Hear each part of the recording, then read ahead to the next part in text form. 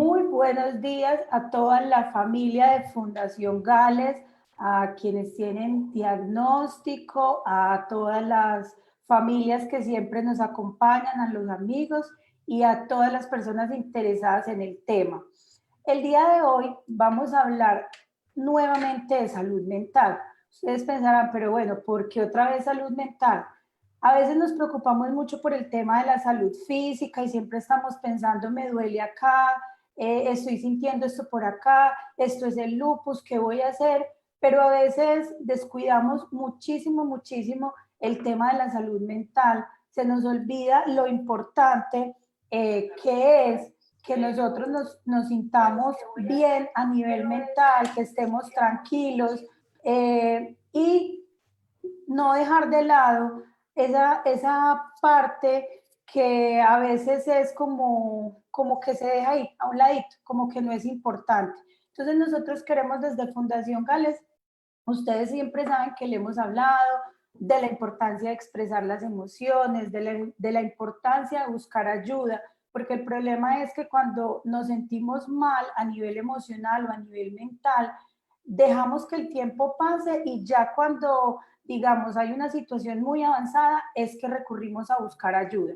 Entonces, por eso queremos que el día de hoy, como lo dice el título de este espacio, que veamos la salud mental como una prioridad, como algo tan importante como ir donde el médico, como ir donde el oftalmólogo cada 6 meses o cada año, como las visitas rutinarias con nuestro reumatólogo.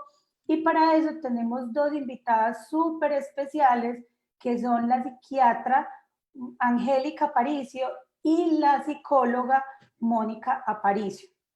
Ellas, además de ser profesionales en la salud mental, tienen un valor agregado y algo que es súper importante, y es que conocen muy de cerca todo este tema de la enfermedad, porque más o menos desde que tienen 12, 14 años, su madre fue diagnosticada con una enfermedad mixta del tejido conectivo y acompañaron a su madre en todo este proceso. Además, pues tuvo unos diagnósticos asociados que les permiten estar mucho más cercana a todo este tema de la enfermedad. Entonces les damos la bienvenida a Angélica y a Mónica. ¿Cómo están? Muy bien, muchísimas gracias. De verdad que pues estoy muy contenta por la invitación. Me parece una situación de la que se debe hablar. La salud mental, pues en las enfermedades crónicas, me llena de mucha pues satisfacción poder hablar también desde mi experiencia con mi mamá, y pues de poder colaborar y aportar un granito de arena en las dudas, en los procesos que llevan muchas, pues somos en mayoría mujeres las que tenemos este diagnóstico, pero sí es importante. Te agradezco muchísimo la invitación y bueno, esperemos que podamos comenzar y que sea de mucha utilidad. Hola, muchas gracias por la invitación, gracias porque de verdad que es un tiempo y un espacio necesario para los pacientes, para los familiares. Tal como tú lo dices, somos profesionales en la salud mental, pero ese valor agregado de que, bueno, desde que teníamos 11, 12 años vivimos con mi mamá, nos permitió entender y comprender todo el lenguaje de reumatología y todos estos aspectos. Y hoy está, a pesar de que ella de pronto no pueda estar aquí, en su memoria dedicamos esta ponencia, esta charla, y con todo el gusto de estar acá. Yo les hablo desde Barranquilla, y bueno, conectadísimas y agradecidas y admirando mucho a la Fundación. No, inmensamente agradecidos nosotros con ustedes por regalarnos este espacio, por permitirnos hablar. Y bueno, no quiere decir que es que las personas o los profesionales que no tienen un familiar o alguien no sean buenos profesionales, pero como siempre lo hemos dicho en la fundación, que precisamente ese es el objetivo de las fundaciones y de los grupos de apoyo, cuando nos entendemos porque hemos pasado por la misma situación, porque la persona que está conmigo entiende ese dolor de cabeza, esa pereza de levantarme de la cama, esa incomodidad. Entonces, por eso uno dice, digamos que es como algo bueno, mucho más positivo, que ustedes también entienden este lenguaje de la enfermedad más allá del diagnóstico, porque eso es importante, y es que nosotros no solo somos un diagnóstico, somos un conjunto de muchas cosas, y que ustedes pueden entender un poco más allá de todo eso. Entonces, bueno, si quieren, damos inicio a este espacio. Súper. Claro que sí.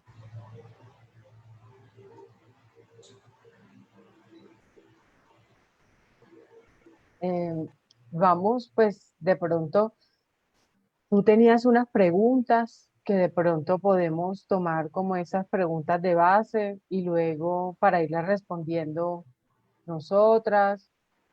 ¿Te acuerdas que pues nos enviaste como unas preguntas que te habían enviado algunas de las pacientes? Entonces sí sería chévere como mirar, de pronto empezar a responderlas. Nosotras pues tenemos ayuditas ahí audiovisuales muy pequeñitas, muy sencillas, pero sí con el fin de hacer un poquito más claro como la explicación, de no hablar como tan técnicamente. Em, pero, por ejemplo, aquí la primera pregunta pues que yo encuentro que nos enviaste es que qué pasa pues cuando un enfermo de lupus se niega a aceptar que tiene un problema o un diagnóstico de depresión. Entonces, yo, si estás de acuerdo, Moni, voy a iniciar y Sí, luego me parece perfecto. Parece perfecto. entonces les voy a compartir pues mi pantalla que está aquí. La están viendo, la presentación. Sí. Sí. Entonces, ay, aquí está. Pues la idea, yo soy pues, psiquiatra, ya lo había comentado, vivo en Medellín, pero soy costeña, soy de Barranquilla, bueno, soy nacida en Cartagena, pero criada en Barranquilla, para ser más exacta. Y en realidad sí es una prioridad ver la salud mental desde cualquier área, pero pues en pacientes con una enfermedad crónica es todavía más importante tenerlo muy en claro. Por eso sí quisiera, antes de decir, pues, qué recomendaciones se les podría dar a una persona que tiene lupus y que tiene asociado un diagnóstico de depresión, que no desea ir o no desea un acompañamiento, no desea aceptar pues, su diagnóstico de depresión. Es difícil, se da para las personas con diagnóstico de lupus y para aquellas sin diagnóstico de lupus. Aceptar un diagnóstico desde el área de psiquiatría es difícil porque es similar a aceptar un diagnóstico crónico como el diagnóstico de lupus, el de artritis reumatoidea, el de diabetes. Entonces genera un proceso como nuevamente de remoción de sentimientos pero otra cosa, o sea, además de, tengo otra cosa más, no puede ser. Entonces es realmente, es retador, pero hay que tener en cuenta que el porcentaje de las personas que sufren depresión que tienen asociado un diagnóstico de lupus es del 15 al 60%. Es un porcentaje muy alto en realidad, y por esto es importante hablarlo, estar pendiente, tener en cuenta cuáles son los síntomas. Es diferente la depresión clínica, ¿verdad? A, a la tristeza o a la frustración inicialmente cuando se recibe el diagnóstico de lupus o de cualquier enfermedad crónica, genera un impacto en el ser humano, en cualquier ser humano, que es, ¿cómo ha sido? ¿Y cuándo voy a dejar los medicamentos? No, no puedes dejar los medicamentos. Y todas las preguntas que vienen asociadas cuando tienen un diagnóstico que muchas veces se da a temprana edad en mujeres, mayoritariamente en mujeres que en hombres, y preguntas como, ¿y yo voy a poder tener hijos? A las que quieren tener hijos, y entonces esto no se cura. Y esos medicamentos no me van a dañar más bien todo en vez de arreglarme. O sea, son un montón de dudas, de prejuicios, de mitos que llegan allí y generan mucho estrés. Asociado a esto es una enfermedad que no se ve, como algunas otras. Entonces la gente, pero si yo la veo bien, ¿por qué no se quiere levantar de la cama? ¿Por qué no quiere hacer las cosas? Eso es pereza. Yo creo que eso, ella tiene como pereza de hacer las cosas. Entonces, en realidad, eso también obviamente es un factor estresante. El uso de algunos medicamentos como los corticoides, que luego hablaremos porque fue una de las preguntas, sin decir que los corticoides sean malos. Como bien hablaba en realidad de nuestra experiencia con mi mamá tomó de varios corticoides hasta llegar al medrol y cuando en realidad la toma de la medicación es necesaria, se debe discutir con el reumatólogo. Jamás y nunca como psiquiatra voy a decir o a negar que en muchos casos y en la mayoría de los casos es necesario. A veces se inicia con dosis altas, en la mayoría, y luego se van bajando, pero sí, muchas veces sin dejar de tomarlo. Entonces, puede ser un medicamento que pueda llevar y desencadenar una depresión clínica, pero no por esto podemos decir que no se puede, no se debe tomar los corticoides. Yo soy muy juiciosa con el tema de seguir las recomendaciones de los otros colegas. La depresión clínica podría ser eso, una suma de estrés emocional, los problemas que se experimentan con el lupus, porque una pregunta que me encantó fue muy específica como de las implicaciones neuropsiquiátricas del lupus, que serían diferentes. Entonces, esto podría generar un cuadro también depresivo. También la depresión puede estar acompañada de ansiedad. Y sí les quiero mostrar este cerebrito, porque en realidad es más fácil como para mí explicárselos de esa manera que ponerme a hablar y que no lo vean, porque en realidad eh, si nosotros tenemos un evento estresante, como por ejemplo recibir un diagnóstico de lupus a los 18 años, a los 20 años, eh, ya de por sí es un evento estresante, más allá de si en la niñez tuvimos eventos eh, de maltrato físico, psicológico, sexual, en fin, que como niñas y como mujeres nos ubican en la población de mayor riesgo también para haber sufrido ese tipo de adversidad temprana. Entonces, eso sensibiliza circuitos, ese estrés crónico, porque quiere decir, yo tengo lupus, no es que hoy lo tenga y ya me tomo un ciclo de corticoides de una semana y ¡pum!, ya se me acabó el lupus. Ojalá, pero no. Entonces, es un estrés de días, de meses, de años, que a veces se intensifica porque, bueno, se diagnosticó lupus. Entonces, yo, con ejemplo, voy a meter el tema de mi mamá porque es un caso que conozco y yo sé que a ella le encantaría pues que habláramos de eso porque era muy abierta con su diagnóstico, muy resiliente, era una guerrera total, yo creo que aprendí muchísimo y cómo ese estrés del diagnóstico comienza como el primer estrés, de recibir un diagnóstico, pero luego complicaciones. Entonces, en el caso de ella, por ejemplo, una vasculitis. Angie, me duelen los dedos. Yo me acuerdo yo estar estudiando medicina y no poder dormir, mi mamá del dolor en los dedos. Y después otra complicación como la fibrosis pulmonar y que le digan a una mujer joven, activa, bueno, tiene que tener oxígeno todo el día, todos los días.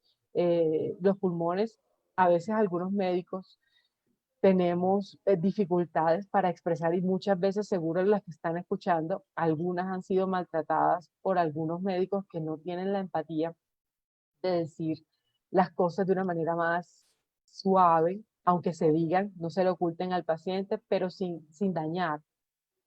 A mi mamá se le dijeron cosas como que los pulmones no le servían o que era como si se hubiesen metido en, una, en una mezcla de cemento y que ella era como un tren que iba directo hacia el abismo. Si ustedes ven, a mí no se me olvidan esas frases porque son frases duras para un ser humano escucharlo, tanto para los familiares como para el paciente. Y eso es un estrés. De eso justamente es lo que hablamos aquí. Entonces, ese estrés va a generar que se sensibilice ese eje. Vamos a hablar puntualmente del eje hipotálamo, hipófisis adrenal, que muchos de ustedes ya pues conocen las glándulas suprarrenales, porque allí también va a tener un impacto los corticoides. Y ya muchas de ustedes también están familiarizadas con todo esto de la inflamación y las citoquinas, y porque si el doctor Pinto les ha dado alguna vez una charla, seguramente ha explicado esto mucho mejor que yo. Pero en realidad, todo ese eje sensibilizado podría generar que estructuras como el hipocampo, que regulan el estrés, comiencen a, por decirlo de alguna manera, alterarse o a disminuir en volumen y a ser menos efectivas en controlar el estrés. Por eso empiezan algunos síntomas ansiosos, depresivos, que pueden estar asociados a los corticoides, pueden estar asociados al estrés o pueden estar asociadas a ambas.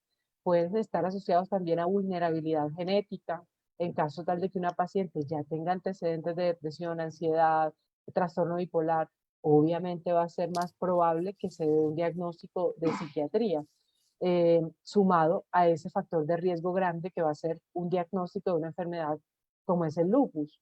Eh, Acá está esa imagen del feedback. Cuando se da un feedback normal, aquí ustedes, yo sé que están familiarizadas con el tema del cortisol, y cuando ese cortisol comienza a subirse como loco por el estrés, y para remate estamos tomando corticosteroides, entonces en ese momento el eje hipotálamo hipófisis adrenal, que debería funcionar como una filarmónica, tranquilito, hacer cada uno lo suyo, va a encontrar un estímulo más allá del que pueda llevar y va a empezar a causar ese cortisol alteraciones fisiológicas como taquicardia, sudoración, síntomas ansiosos, en la parte de la corteza prefrontal que vemos aquí, que es como esto acá, alteraciones, entonces ve, a mí se me olvidan como las cosas, como que yo estoy como tontica, como que yo antes me acordaba de todo y ahora se me olvida, ay, como que me da pereza, como que tengo esa dificultad, como si tuviera una nube cognitiva muy asociado pues a todo el proceso inflamatorio, pero además a este proceso a nivel cerebral. Entonces tenemos que identificar muy claramente lo que es una depresión a poder decir que un paciente está deprimido. Obviamente eso lo hace el clínico. Muchos reumatólogos tienen, o sea, tienen un entrenamiento clínico muy chévere que les permite decir, ve, esta paciente está deprimida, yo considero que debería ir al psicólogo o al psiquiatra. Si me preguntan a mí, yo diría que sería chévere y necesario que todos los pacientes que reciben un diagnóstico de una enfermedad crónica vayan al psicólogo y tengan grupos de apoyo mínimo. Y de ahí van a salir el grupo de pacientes que va a requerir ayudas además y herramientas además de esas dos que me parece que deben ser vitales tanto para los pacientes como para la familia, para los cuidadores. Entonces, ¿cuáles son los síntomas de depresión clínica? Primero está pues la tristeza, pero no toda depresión es tristeza. Entonces, no necesariamente la paciente tiene que estar llorando con el rímel corrido, pues, aunque hay algunos que no se corren, entonces no puede llorar y no se corre. Pero no necesariamente la tristeza es igual a depresión. También está el otro síntoma, podemos pérdida de interés o placer por hacer las actividades habituales. Por ejemplo, a mí me gustaba bordar, a mí me gustaba pintar, a mí me gustaba leer, a mí me gustaba bailar. Yo no siento deseo de hacer eso, ni siento placer. Otros síntomas como vienen, además de estos dos que son como los grandes, esto de mantenerse por un periodo de al menos 15 días. Y hay que tener cuidado porque todo el proceso inflamatorio de bajo grado en el lupus genera síntomas parecidos. Fatigabilidad, el deseo de quedarse en cama, alteraciones del sueño. Entonces hay que tener como una sensibilidad extra para tener este diagnóstico, para no decirle al paciente que está deprimido cuando en realidad pues está iniciando una respuesta o una crisis. Entonces para eso hay que ser hay que tener como un grupito, o sea, como reumatólogo, psiquiatra, psicólogo, si van a estar en el proceso, que sea un grupito. Es decir, uno sabe, mira, tengo esta paciente, tan, vino acá, la veo así, ¿tú cómo la ves? No, yo también la veo triste, no está en crisis, los laboratorios van bien. El tema de trabajo en equipo va a ser como el éxito. El cansancio, falta de apetito o más antojos de comida, no necesariamente depresión igual a estar flaca, a veces uno se sube, pero también hay pacientes que cuando inician los corticoides, boom, eso para arriba, el peso, y eso también genera estrés, porque es una mujer joven subiendo de peso, sabiendo que son los medicamentos, yo sé que muchas seguro y le dicen al reumatólogo, ay doctor, pero miren, 10 kilos, pues, o sea, y el reumatólogo es calma, tranquila, tienes que esperar, eso es un evento adverso, pero no se puede quitar el medicamento y no se puede.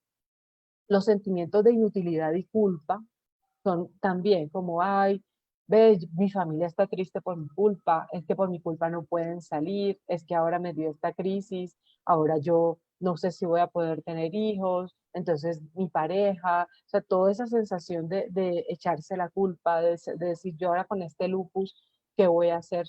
No voy a poder hacer nada, seguramente voy a tener un montón de cosas que no voy a lograr, quién sabe si vaya a morir joven, o sea, todas esas sensaciones y que puedan empezar también pensamientos de muerte. Esto es la depresión clínica. Y cuando alguien tiene una depresión clínica, tiene que ir a psicología y psiquiatría. O sea, es una pareja terapéutica que debe estar ahí. Pero si es un diagnóstico de lupus, debe ser como una pareja de trío ahí, como reumatólogo, psiquiatra y psicólogo. ¿Qué hacer desde psiquiatría? ¿Cuál es mi recomendación? Evitar los discursos de, ay, no, tú debes estar bien porque tú tienes una familia, tú estás, mira que hay una gente que está peor. Yo conocí a una que le dio una nefropatía y entonces ella se murió y dejó 2 niños huérfanos, en cambio tú no. O sea, todos esos síntomas, yo sé que se hacen desde el amor, pero a veces en un paciente que tiene una depresión eso le va a caer como un baldado de agua fría porque va a sentirse más culpable, mucho más culpable de ello, de por qué no valoro esto, si es verdad lo que me está diciendo esta persona. Buscar ayuda profesional es súper recomendable, eh, pero no argumentar como, ay, pero ¿por qué no sales? ¿Por qué no? Sino invitar, listo, ven mamá, vamos a ir a comernos un helado. Ahora no se puede, pero pues sería, vamos a conectarnos por Zoom, o te voy a mandar un postrecito, y ven y ¿por qué no te levantas de la cama y más bien chateamos por Zoom sentadita en vez de estar acostada hoy? O sea, esa cosa positiva, en vez de ay, pero ¿por qué vas a estar acostada todo el día? Se escucha más chévere y es mucho más fácil que un paciente lo acepte a que sea pues el regaño.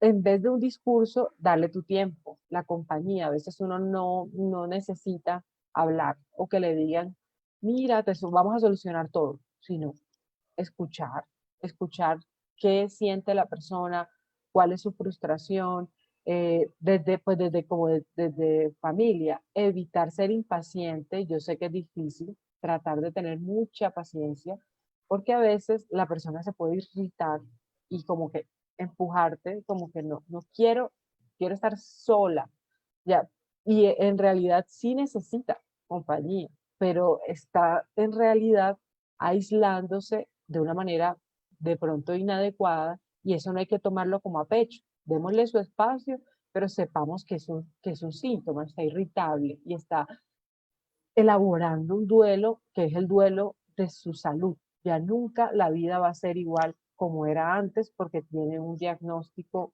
diferente, tiene una enfermedad. No forzarla a realizar cosas, no, vamos a hacer ejercicio, te inscribí, un entrenador, ahora, vas a hacer pesas, no sé qué. Calma. Yo sé que como hijos, como esposos, como esposas, como pareja, como hermanas, tenemos como, tendemos a querer que el paciente o la paciente haga cosas, pero sin forzar. Invitar, ay, ve, qué chévere sería esto, ay, ¿por qué no lo hacemos juntos? Hagamos yoga, o sea, que sea algo propositivo, pero no como el general. No resuelvas todos los problemas. Es decir, si el paciente, tú le haces todo, va a aumentar su sensación de minusvalía. O sea, no se trata que si obviamente tiene una crisis, tiene mucho dolor, tú seas tan maleducado, pues de no ayudar. Pero eso no es todo el tiempo. Entonces, ven, ¿por qué no doblamos la ropa juntas? ¿Por qué no ven y me ayudas? Te sientas acá en la cocina. ¿Y por qué no me picas este tomatico? O sea, cositas así como que no se sienta, ven, te las cosas, sino poquito a poco y que el paciente, ah, sí, ve, hoy puedo picar, estoy bien, puedo picar el tomate, mira, aquí ya lo tengo, ¿ves? O sea, que sean cosas muy sutiles. Evitar frases como te entiendo, porque probablemente si no sabes que es una depresión, probablemente es difícil entender a una persona así, pero sí escucharla, tocar si la persona se deja, abrazarla, a veces un abrazo dice más que 1000 palabras, y frases como, ¿qué puedo hacer por ti? Por ejemplo, no estás sola o no estás solo, no es tu culpa sentirte así. Me tienes a tu lado para lo que necesites. Eres importante para mí. Yo sé que estás sufriendo, pero no te voy a dejar. O sea, yo soy tu aliado en esta situación. Esto va a pasar, juntos lo vamos a superar. ¿Quieres un abrazo? Eh, Aprender a lidiar con las quejas. Por ejemplo, a mi mamá le gustaban mucho las cremitas, entonces masajearle los pies con cremitas, no sé qué, era como un momento como de vínculo y ella lo sentía como algo rico. Aprender a lidiar con las quejas, porque inicialmente van a ser, mientras la persona aprende a lidiar con su enfermedad, van a ser, y va a ser como queja todo el día, y a quién más le va a decir, tú eres la familia. Hay que aprender a lidiar con eso para evitar decirle como, bueno, ay, pero qué queja era la tuya, ay, qué cosa, ay, no me digas nada, sino, ve, pero piensa, o sea, voltearle la queja, ay, tengo dolor, ve, pero tienes igual dolor que ayer o tienes menos. ¿Ha mejorado el dolor con el tratamiento? A ver si ha mejorado un poquito. Ah, bueno, qué chévere que vamos por buen camino. Se la voltea. Y se la voltea de una manera en que no culpes a ese individuo. Entonces, pues esto es desde lo mío por psiquiatría. Ya creo que que Moni va a hablar pues de un poquito desde psicología. Entonces sería como lo mío. Cuenta, Moni, porfa.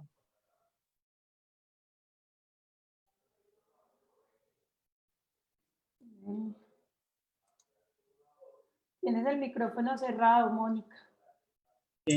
Bueno, muchas gracias, Angélica, de verdad, por tu intervención, una intervención precisa, adecuada, súper importante. Yo siempre le he dicho a ella que no es porque sea mi hermana, pero siempre admiro la forma en que lo hace, en que trata a sus pacientes. Y pues sí, antes de comenzar, siempre pues hablábamos contigo de que lo hacemos en honor a mi mamá, que casualmente cumplió el 10 de mayo, hubiese cumplido años. Entonces hay como emociones encontradas, pero realmente yo pienso que uno cuando vive un dolor, cuando vive una situación dolorosa, tiene que voltearle la cara a ese dolor y poder sacarle un propósito. Y por eso siento y sé que existe Fundación Gales, que nació del dolor más profundo, nacen las victorias más grandes muchas veces. Entonces, sí podemos, voy a compartir pantalla enseguida y me dicen sí se ve, si se ve.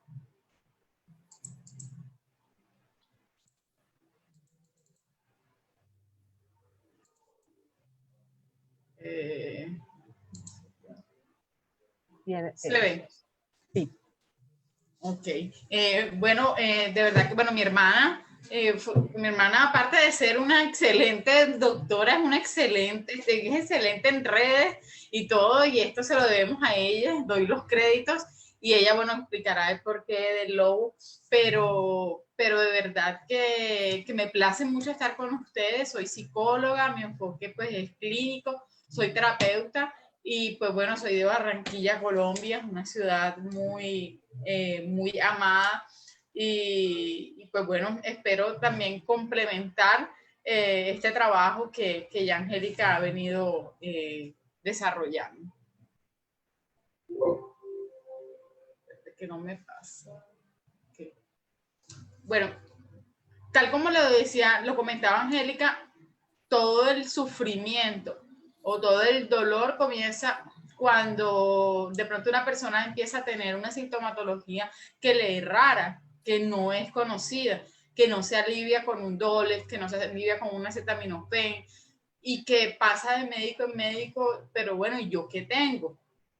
Como lo decía Angélica, tomo el ejemplo de mi mamá, porque mi mamá le decía a los médicos, le decía a su reumatólogo literal, ustedes estudien conmigo, acepta que entren residente, claro que sí, todo lo que sea. Y ella decía, ay, yo parezco a veces un ratoncito de laboratorio, pero ella estaría muy feliz de que su testimonio pueda ayudar a otros.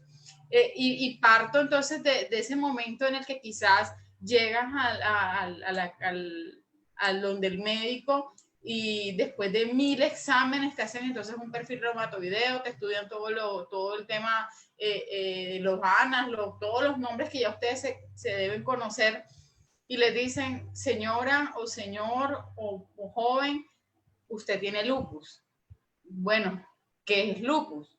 Y enseguida me voy al doctor Google y busco lupus y sale de todos los síntomas y una información tan fuerte que cuando somos diagnosticados con una patología de este tipo, de dolor, y que nos dicen que es crónica, de repente se nos vienen a la mente todos los sueños, proyectos, planes, y se viene el temor. Y uno de los temores más importantes en el ser humano es el temor a la muerte y el temor a no poder ver cumplidos aquellos sueños, aquellos propósitos por los cuales estamos acá en la tierra.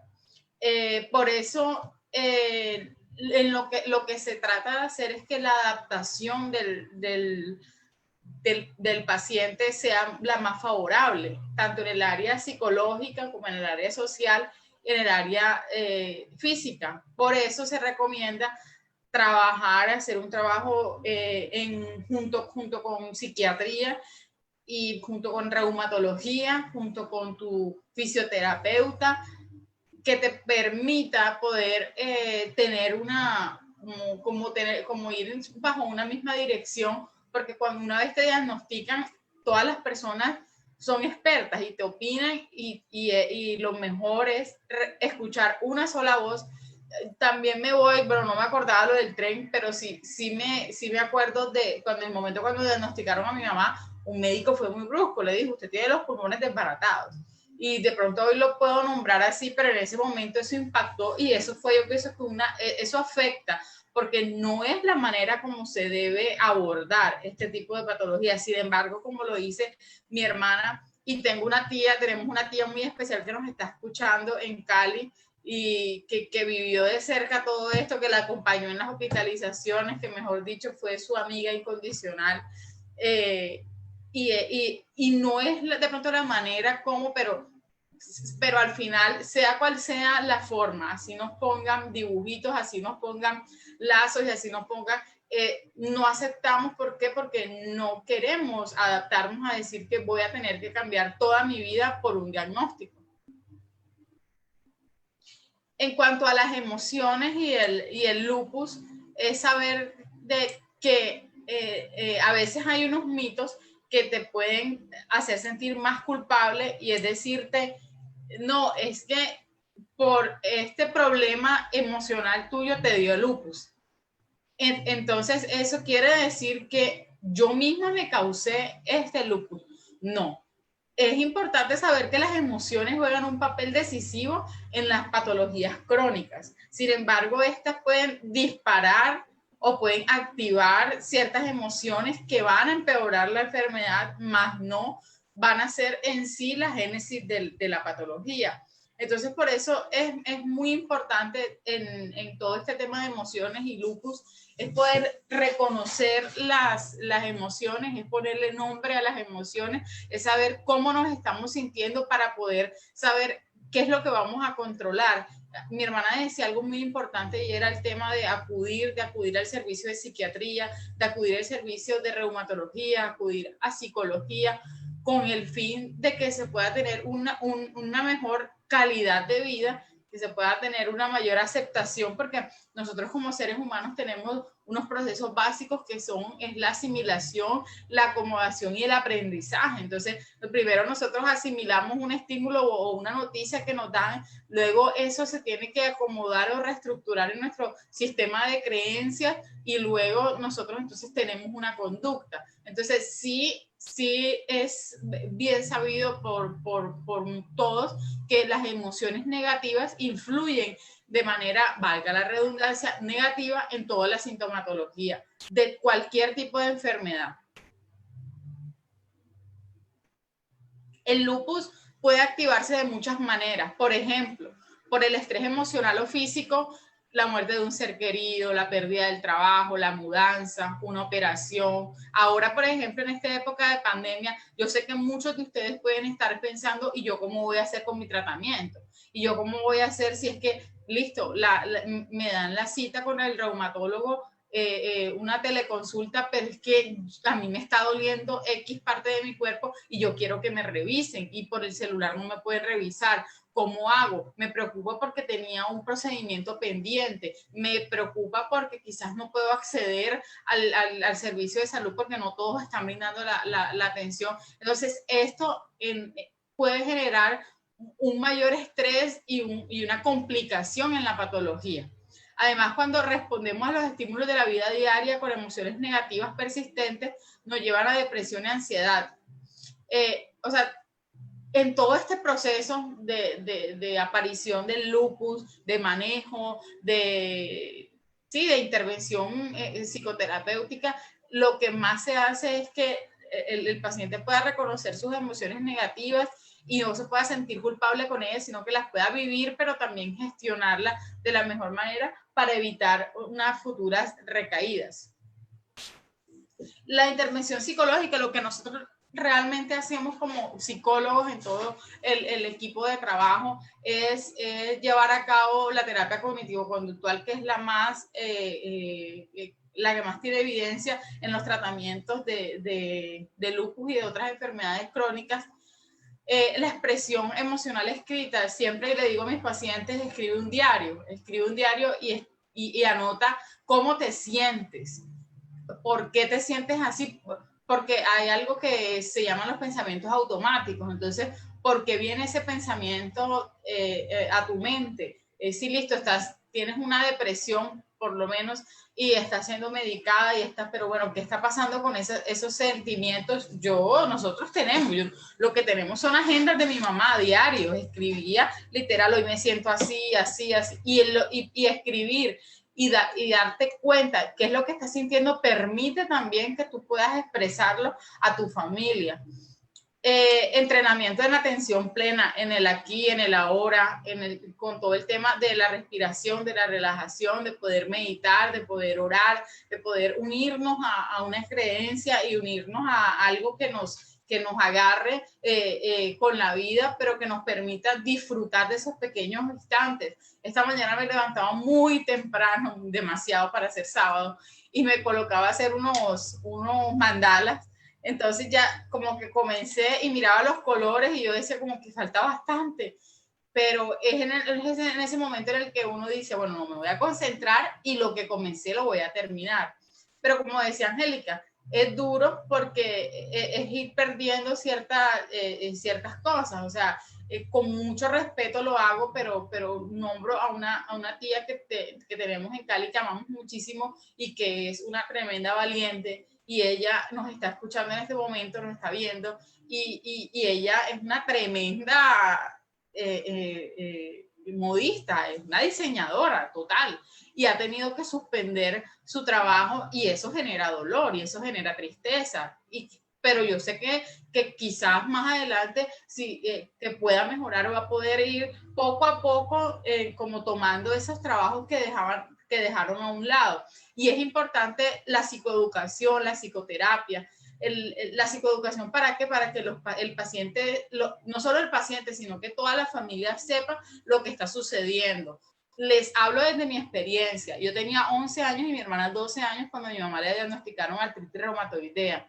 Nosotros no sabíamos con qué se comía eso, solo sabíamos que mi papá se había pensionado y que nos íbamos a mudar. Nos mudamos a una casa de 2 pisos y nos tuvimos que mudar porque mi mamá se había enfermado.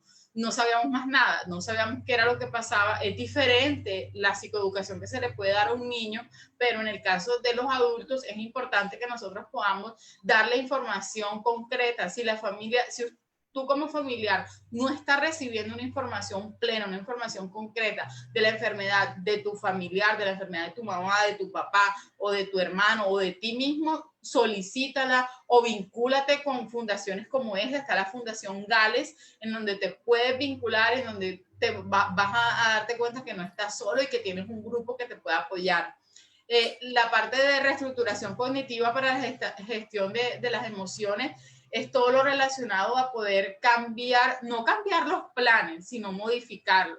Personalmente, les abro mi corazón porque me gusta ser transparente, yo batallo con unos problemas de salud y recuerdo que siempre hablando con mi hermana, en una ocasión yo le decía, pero ¿por qué me tiene que costar más que a las otras personas tal cosa? La actividad física o bajar de peso, etcétera. Y ella me decía, no importa, si te va a costar más, no importa, pero hazlo. Entonces, no importa que a ti de pronto te vaya a costar más tiempo, que a ti de pronto te vaya a costar más, de pronto una persona que no tiene estos problemas cognitivos, problemas en la memoria por la depresión, se va a leer un libro en un día. Quizás a ti te lleve una semana o un mes, pero no importa. El ritmo con el que vayas no va a garantizar o no va a hablar de qué tan fuerte eres tú. Eres fuerte porque estás viviendo una patología. Entonces, eso cabe anotarlo bastante.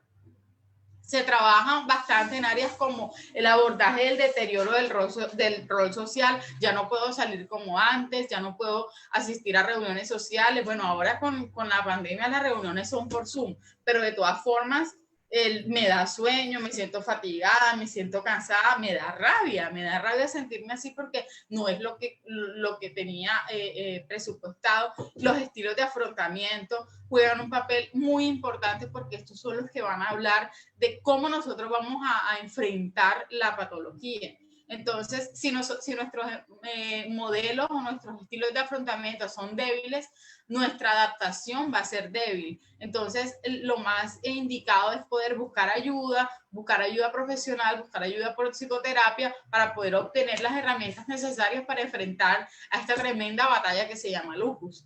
Llevar al paciente a reconocer que su diagnóstico no lo define. Es bien importante porque tú no eres un lupus andante, tú no eres una mujer morada andante, tú no eres un hombre morado andante, tú eres una mujer, tú eres un hombre con planes, con proyectos, con ideas y debes rescatar eso siempre. Y ahora, aunque de pronto los síntomas estén hablando otra cosa y estén diciendo otra cosa, tú tienes que hablar diferente. Me gustaba mucho porque mi mamá decía, la enfermedad que los médicos dicen que yo tengo, esa enfermedad no es mía, la enfermedad los médicos dicen que yo la tengo. Y yo sé y estoy totalmente segura porque el reumatólogo, que es un amor, que se llama el doctor Elías Forero, aquí en la ciudad de Barranquilla, que atiende en toda la costa, es muy amigo del doctor Pinto. Él decía, ella fue mi paciente estrella. Y mi mamá cuando la diagnosticaron le dieron máximo 2 años de vida y mi mamá duró 7.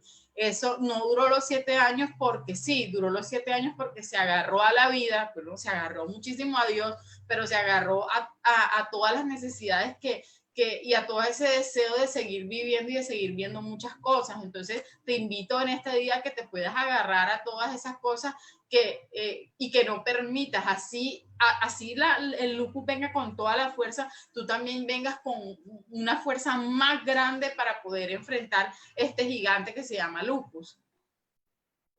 Las intervenciones psicológicas pueden constituir una potente vía de actuación en conjunto con las intervenciones médicas, constituyendo una perspectiva terapéutica más alentadora y esperanzadora para reducir el sufrimiento de la lucha de los pacientes con esta enfermedad. O sea, la idea es poder unir fuerzas. Yo pienso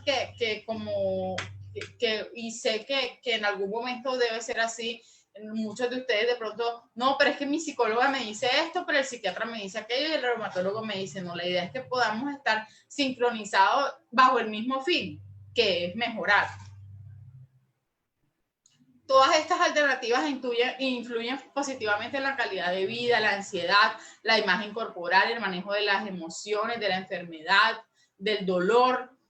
¿Por qué? Porque te da alternativas de cómo manejar, porque entonces de pronto de estar pesando 60 kilos, 50 y algo de kilos, pasas a pesar 70 y pico, a pesar 80 y pico, y entonces vienen los comentarios, entonces vienen las burlas, vienen todo esto que parecería como, bueno, pero lo de menos es subirme de peso, pero es todo lo que eso trae, toda la implicación, porque es una transformación completa de la vida.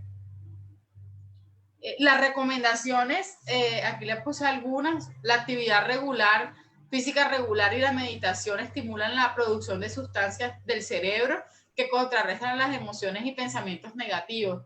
Por eso recomiendo siempre trabajar en el bienestar mental a través de hábitos de vida, en realizar una actividad física, tal como le decía Angélica. Nadie les está diciendo que ahora, mejor dicho, vamos a salir y a zumba, a rumba terapia y de cuánta. No, no, no. Actividad física sencilla. Yo recuerdo cuando tuve un tratamiento por fisioterapia que fue bastante fuerte y que debo ir ahora que esta pandemia, con el favor de Dios, se mejore. La fisioterapeuta me dijo, tú llevas ya rato sin hacer actividad física. ¿Qué tal si comienzas dándole vueltas a tu comedor? Entonces yo había vendido en eso el comedor y yo dije, ay, no, ahora sí quedé linda, ¿cómo hago hasta sin comedor? Y yo dije, bueno, le voy a dar vuelta a la sala. Y comencé, me decía, bueno, comienza dando 10 vueltas el primer día, después aumenta y así, poco a poco. Y me di cuenta que ya después estaba caminando 1 hora diaria. Entonces son cosas que es la suma de pequeños esfuerzos todos los días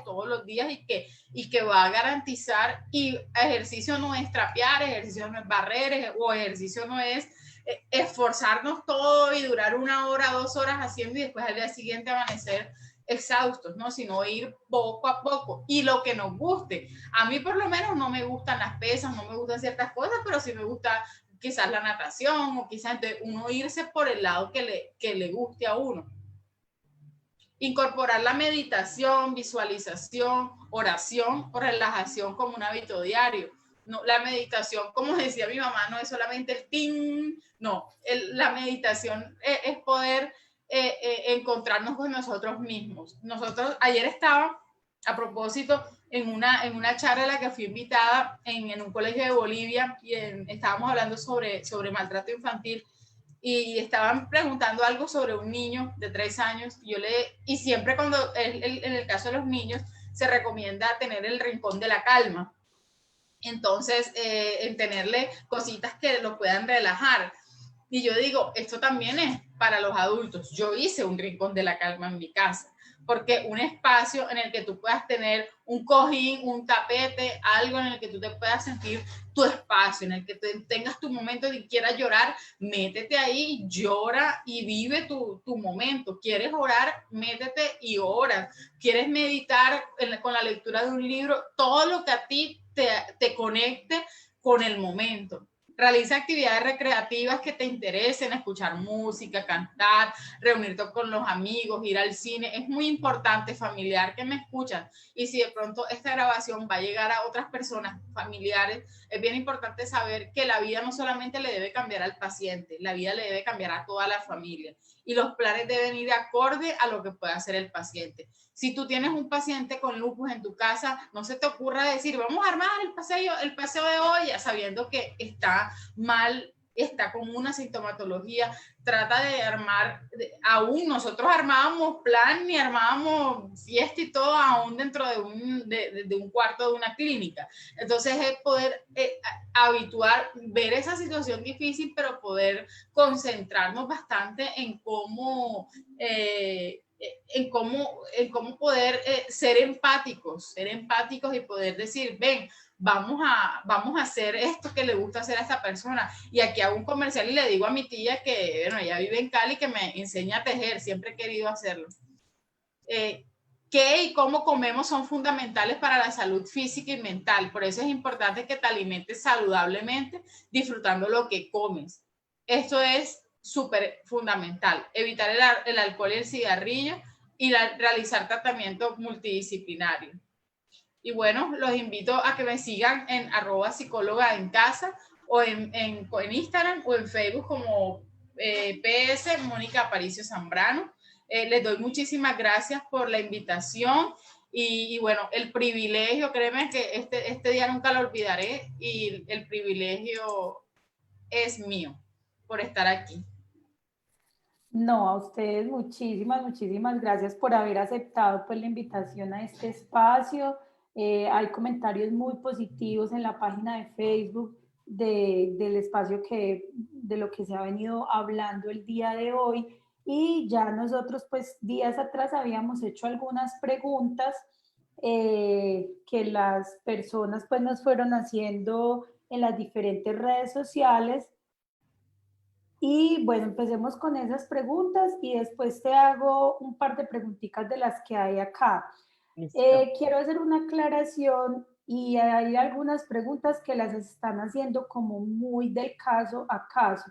Recuerden lo que nosotros siempre les hemos dicho en la fundación y hemos sido muy empáticos. Al médico tratante hay que respetarlo mucho y siempre, siempre que nosotros tenemos una duda sobre nuestra medicación, sobre es que el medicamento no me está funcionando, es que me está pasando eso con el medicamento o me está apareciendo este síntoma, ¿yo qué hago? Siempre debe ser con el médico tratante. Si por alguna razón, que también puede pasar y como lo mencionábamos acá, y ha sido como algo que hemos querido nosotros también desde la fundación con nuestros eventos con los médicos y es generar un poco más de empatía con el paciente. Si usted siente que usted no tiene conexión con su psiquiatra, si usted, o sea, si uno, imagínese, si uno con el reumatólogo no siente de pronto empatía, con el Sí, psiquiatra y con el psicólogo sí que tiene que ser fundamental porque estamos ya hablando Sí. más de la salud mental. Uno de pronto con la salud física, bueno, uno de pronto pasa un poquito más ciertas situaciones, pero ya cuando es en salud mental sí es importante que si usted no se siente a gusto, si usted no se siente contento y no siente como eso, como feeling, como que se conecta con el médico, ya sí es bueno que busque o cambiar de médico o pedir una segunda opinión en caso de que así lo requiera. Entonces, las preguntas del caso a caso, si suspendo el medicamento, ¿será que me lo dejo de tomar porque no me está sirviendo? Eso sí, recuerden que nunca lo vamos a, desde Fundación Gales, nunca le vamos a decir, y sé que ninguno de los médicos le va a decir, sí, déjese de tomar el medicamento, porque eso sería poner en riesgo el tratamiento pues de la persona y obviamente pues no sería ético con el médico tratante. Entonces las preguntas del caso a caso sí saben que no las podemos responder en este espacio. Bueno, teníamos unas preguntas. Decía, ¿a qué hace referencia el lupus neuropsiquiátrico? listo. Esa pregunta me pareció muy, muy importante porque probablemente cuando la persona investigue en Google, que lo hacen la mayoría, por no decir todos, van a encontrar este tipo de complicaciones como el lupus neuropsiquiátrico y los va a llenar pues de pánico. Entonces, sí me gustaría aportar eh, que algo pues puntual sobre el tema, pero también reforzando lo que acabas de decir y es que esto no es un diagnóstico que se haga diciendo, a ver, yo tengo eso, yo como que tengo lupus neuropsiquiátrico. No, es algo que se habla con el reumatólogo, con el neurólogo, probablemente psiquiatría también. Pero es un diagnóstico que en realidad incluye muchísimos trastornos que son focales. En realidad podría afectar hasta un 75% de los pacientes, que es mucho. Y es una causa grande de morbilidad y mortalidad, es algo importante que se necesita estudiar, pero que no por eso, pues tenemos que, pues todos vamos a tener eso.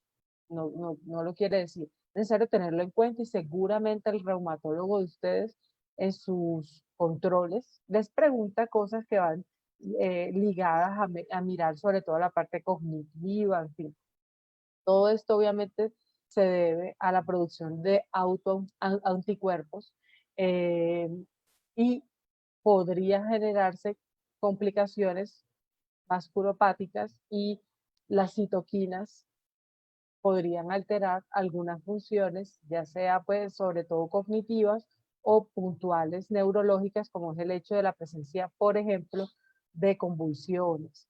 Entonces, algunos síntomas son las alteraciones cognitivas, que cuando hablo de cognitivo es la memoria, la atención, esos olvidos, que sean, como dijo Moni muy bien, eso de que, ves, me cuesta más trabajo leer, se me están olvidando cosas que yo sabía, me dicen algo en la mañana y se me está olvidando.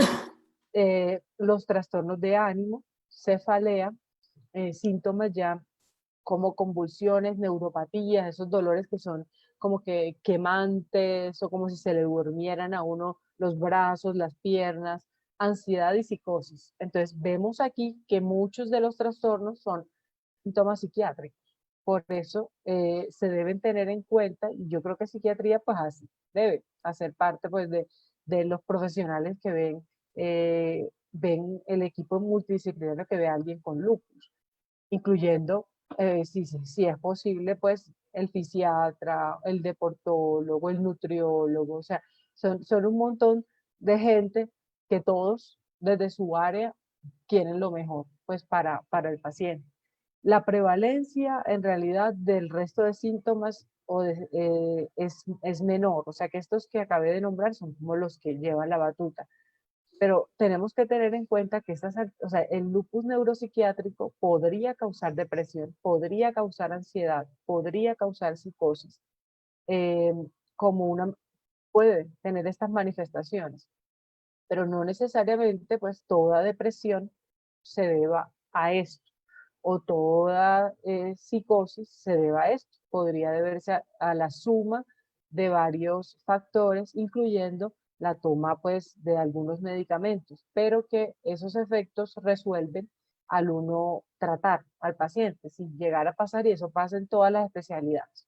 Uno empieza un medicamento, le dio somnolencia, entonces tiene que mirar a ver, esto se te va a pasar de 15 días, más o menos a 21 días, entonces vamos a observar, y eso lo van a hacer los reumatólogos, porque seguramente tienen contacto pues pues por lo menos poderles escribir, no sé, al correo o algo. En realidad, el diagnóstico clínico se apoya en laboratorios, imágenes y evaluación neuropsiquiátrica. O sea que no es solamente, ves que tiene una depresión, eso es lupus neuropsiquiátrico. No, ojo con eso, porque igual si tenemos dudas al respecto de nuestro tratamiento o de nuestros síntomas, son válidos, que uno lea, por ejemplo, o que alguien diga, ay, a ella le dio convulsiones, tuvo lupus neuropsiquiátrico, y que como yo también tengo el diagnóstico de lupus, diga, ay, y si también lo tengo. Entonces, eso es mejor hablarlo con el neurólogo, compartirlo con el psiquiatra, para que el neurólogo venga y lo siente a uno y le diga, venga, ven, bueno, ¿qué tienes en este momento? ¿Cuáles son tus síntomas? Miramos los laboratorios. No hay por qué temer en este momento. Entonces, y para que ya esté más tranquila, no hagan lo que había dicho, y me encanta que Fundación Gales sea así. No, que la vecina dijo, que en Google salió, que alguien por ahí escuché, que la prima de una amiga del vecino. Entonces, eso es fatal para el tratamiento. Cuando llegan al reumatólogo con eso, se va a molestar muchísimo y se va a estresar, porque esta enfermedad no es para tomársela a la ligera. Entonces, es mejor tener el conocimiento pues, de los especialistas, preguntar, eso no hay nada de malo. Doctor, yo leí de esto en Google, ¿será que yo tengo eso? Mínimo, si es el doctor Pinto, se va a reír y te va a explicar. Entonces, no tienes, tranquila. O sea, o mira, pues estos síntomas cognitivos son más asociados a la ansiedad que tienes en el momento. Entonces, habla con tu psiquiatra y él o ella te explica. Entonces, ahí vamos. Hay otras causas que son, pues, que pueden causar estos síntomas, como son las alteraciones, pues, de la función renal.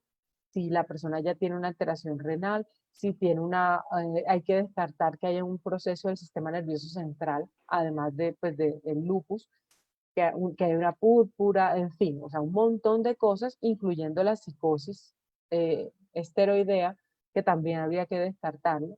Pero eso es sencillo, o sea, se escucha como, pero si se da por dosis altas y la vulnerabilidad del paciente es sencillo, eso se trata, se toman los medicamentos, se hace seguimiento, y no quiere decir, porque yo sé que psicosis se asocia a la locura, que ya me voy a quedar loca. No, no quiere decir eso, quiere decir simplemente que te dio un episodio asociado al medicamento y que vas a mejorar probablemente en los días futuros con tratamiento.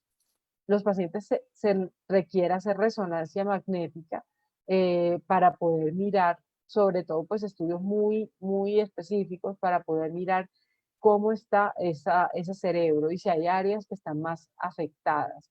Entonces, la resonancia magnética hace parte del diagnóstico, eh, eh, sumando el clínico junto con la valoración, los laboratorios en sangre e imágenes. O sea que vemos que no es algo que se vaya a diagnosticar con una checklist. ¿Tiene ustedes dolor de cabeza? Ya, lupus neuropsiquiátrico.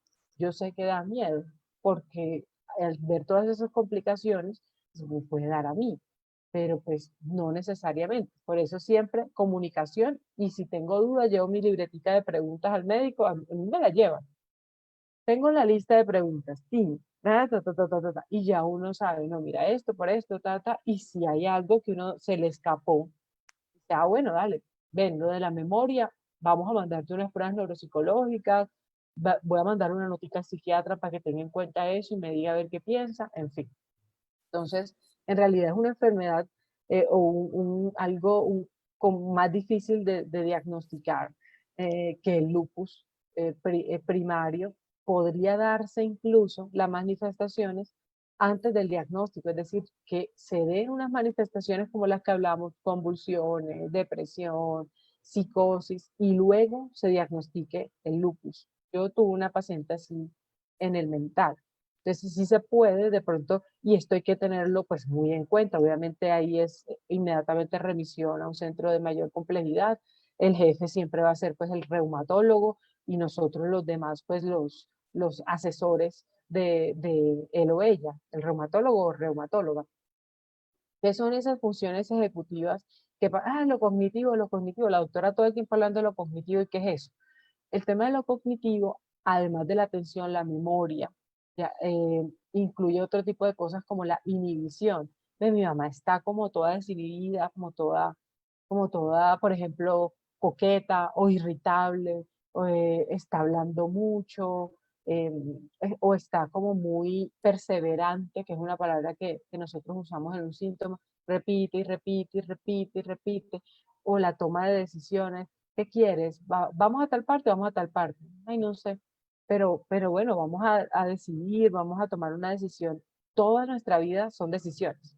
Desde si vamos a almorzar arroz o pasta, o ensalada, hasta qué nos vamos a poner. Entonces, todo este tema de la corteza prefrontal y todas estas funciones van a depender de si hay cambios que podrían ser por la depresión, por la ansiedad, propios de la enfermedad.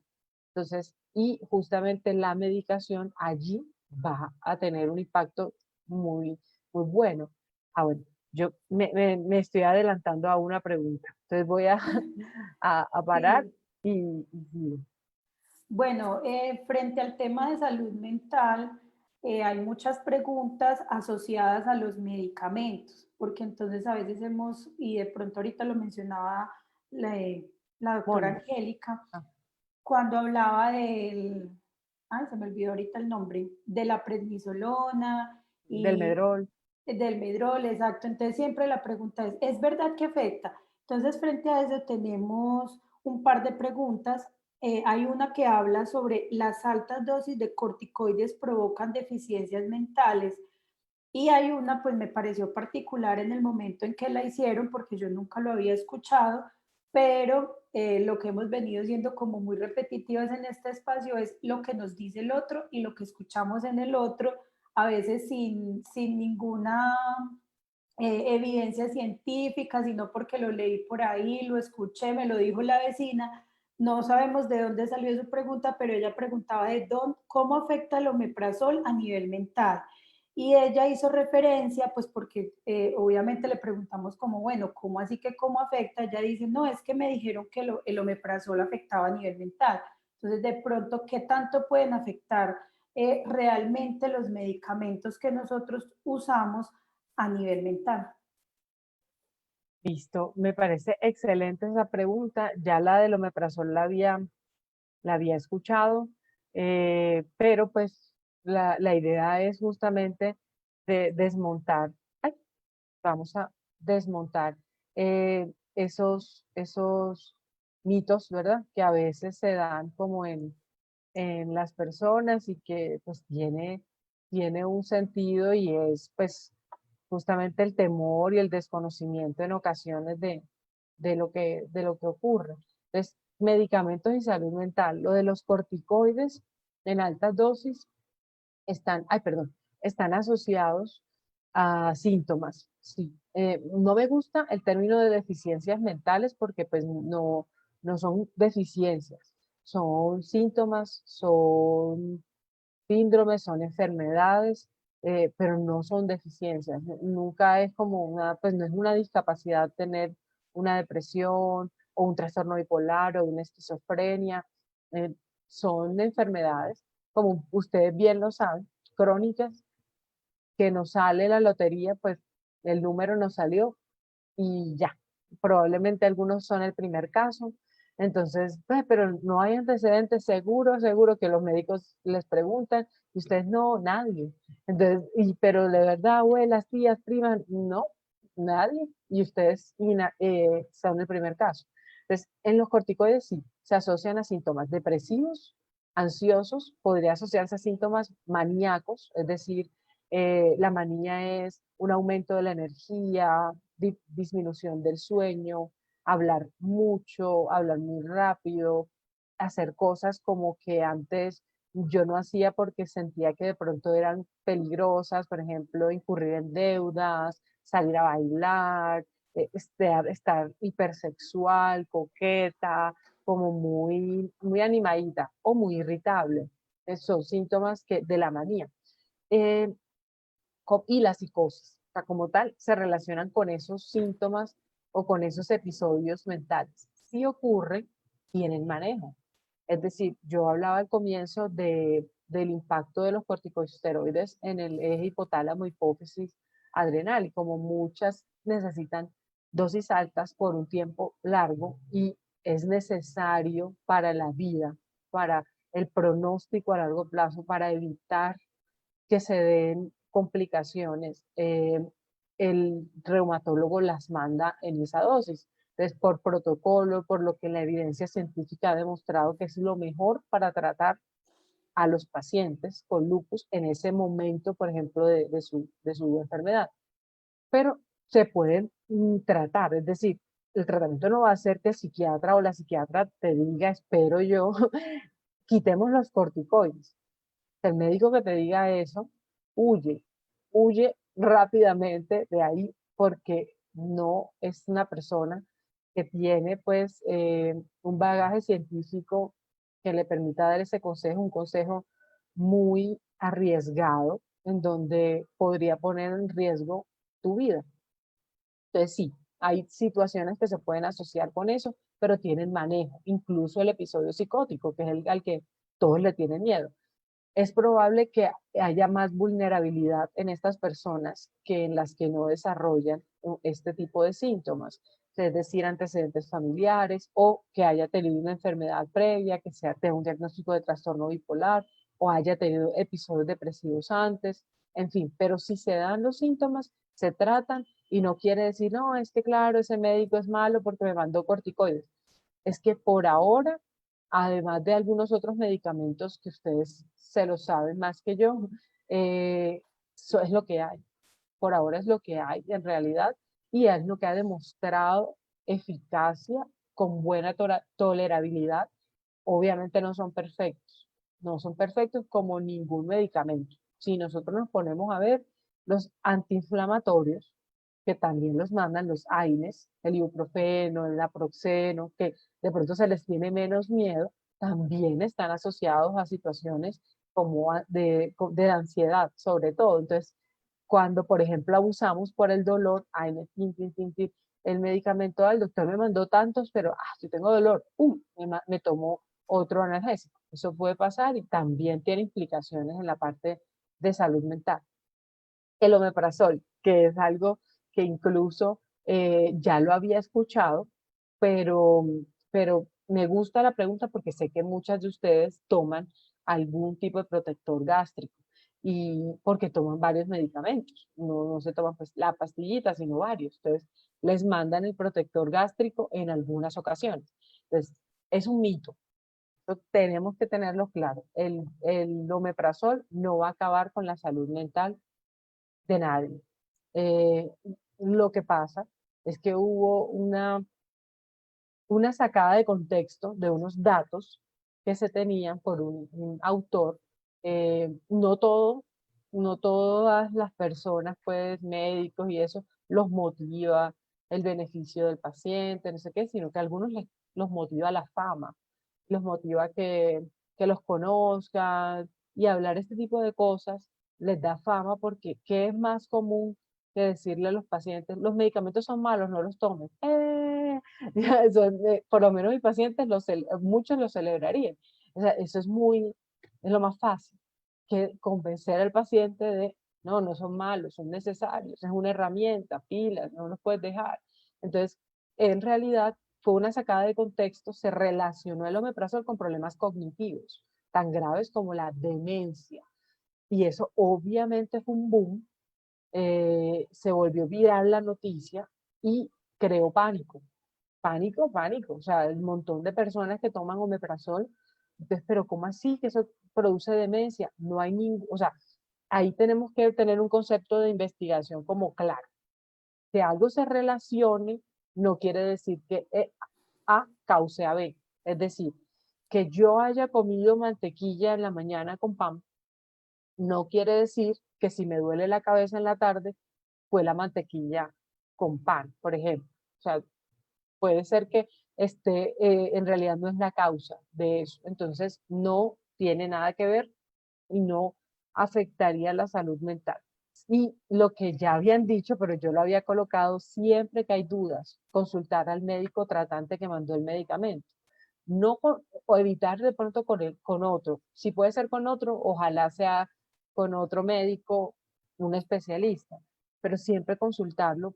Doctor, vea, y usted me mandó omeprazol, ¿y por cuánto tiempo me lo va a dar? Es que yo leí que produce esto. Entonces, como tal es un medicamento. El omeprazol no debería ser usado como que: venga, usted le arde el estómago, tome omeprazol. No debería, no debería. Pero yo sé que muchas veces pasa. Y como es de venta libre: no, yo tomo omeprazol. Bueno, tú también. Ven, tómatelo, ven, yo te regalo un blister, y así.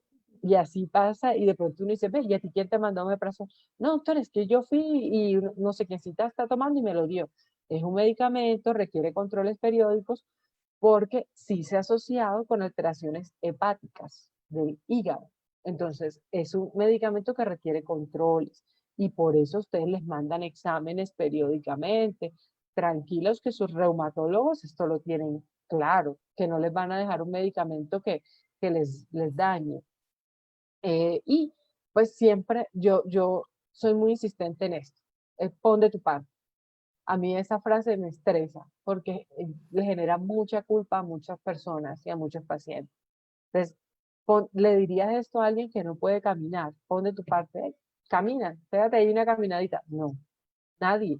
Entonces, no le digan a alguien que tiene una depresión: pon de tu parte, porque ya lo está haciendo. Como ustedes, por ejemplo, saben en el tema de su enfermedad. Yo estoy poniendo de mi parte tomando los medicamentos, pero el día que llega la crisis y no me puedo levantar, pues no me puedo levantar, y yo estoy haciendo todo. Pero yo sé que a muchas les habrán dicho: pero ay, pero pon de tu parte, pero levántate, pero arréglate, pero maquíllate, pero haz esto. Ey, estoy en una crisis, estoy haciendo todo lo mejor de mí por soportar y por sobrellevar este diagnóstico. Entonces, Mónica decía que yo puse el lobito al comienzo, y es porque lupus significa lobo. Y realmente se tomó por la semejanza que tienen algunos lobos, unas manchas, que algunos pacientes con lupus, con manifestaciones dermatológicas, tienen estas manchas en el rostro. Pero también deberíamos tener en cuenta la fuerza del lobo y la fuerza que el lobo tiene en manada, que es mucho mayor a cuando el lobo está solo. Entonces, cuando ustedes como tal en Fundación Gales aportan esa manada de lobos para poder entre todos luchar contra una enfermedad que es grave, una enfermedad que nadie está diciendo pues es algo suave. Pero con esto respondemos. Yo las invito pues a que me sigan en @tu_psiquiatra y en Facebook. Estoy a la orden. Como tal, pues con eso se resuelven preguntas viejitas. Si hay alguna, con mucho gusto estamos aquí para resolverla. Bueno, por aquí había una que me llamó mucho la atención eh, frente a, a algo que sucede mucho y es una como de las principales quejas. Ustedes ambas han hablado del apoyo social, de la importancia del apoyo de la familia, de tener otras personas, ¿cierto? Pero, y lo hablo por la experiencia de lo que vimos en la fundación, una de las principales quejas, o sea, yo sé que hay un apoyo social real y un apoyo social percibido. El real es lo que realmente tenemos, como su nombre lo dice, y el percibido es que muchas veces lo tenemos, pero no lo vemos como realmente un apoyo, ¿cierto? Pero también tenemos que se presentan frases, expresiones, por ejemplo, Angélica fue muy enfática ahorita en eso, por ejemplo, con el tema de pon de tu parte, ¿no? Es que pues no es que yo no quiera. Sí. Mónica también tuvo un espacio donde mencionó muchas de esas frases y ella me parecía bonito la forma de, si de pronto se está quejando del dolor, pero entonces volteale esa frase que él dijo de una forma que sea un poco más empática para la persona. Y esa es una queja constante. Es que tú no te quieres levantar, es que tú eres perezosa, es que tú te inventas, es que mira, por ejemplo, yo digo que tengo lupus y la gente, pero no pareces enferma y uno es como, pues, ¿qué tengo cómo tengo que verme o cómo quieren verme para que yo realmente o para que me crean que tengo la enfermedad o para que entiendan?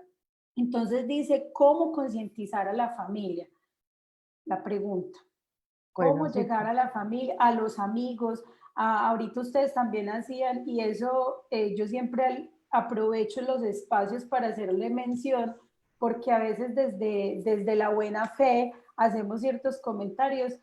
Ay, sí, yo también tuve una tía que se murió de lupus y uno es como, o sea, por mm, ejemplo, a mí en este momento me es indiferente, pero una Claro. persona recién diagnosticada que le digan, ah, sí, mi mamá se murió de lupus, pues o mi tía o la vecina mía, no, esa enfermedad tan horrible, eso es muy horrible. Entonces uno dice como, hombre, no, o sea, tengamos un poquito de tacto. Entonces, ¿cómo empezar a concientizar a la familia, a las personas? Nosotros lo hacemos mucho desde la fundación, pero ¿qué otras recomendaciones podemos darles a esas personas que de pronto nos están viendo hoy acá? comienza, vas a hablar tú, Moni, el comentario. Sí, pues bueno, yo pienso que sin duda alguna las fundaciones como Fundación Gales, los grupos de apoyo y todas pues estos espacios que no son creados muchas veces por el gobierno, porque bueno, si de hablar de esto se trata, pues deberían existir unas políticas que logren poder abarcar con programas de promoción y prevención de la patología. En el tema de psicoeducación, pero si no existe, pues hay que trabajar con lo que hay, y lo que hay pues es ahora mismo grupos de apoyo, fundaciones como Gales, y en el tema de los familiares, es difícil aceptar que un familiar nuestro tiene una patología crónica. Y muchas veces uno de los mecanismos de defensa más propios es la huida, o es decir, yo mejor no acompaño porque eso me da muy duro.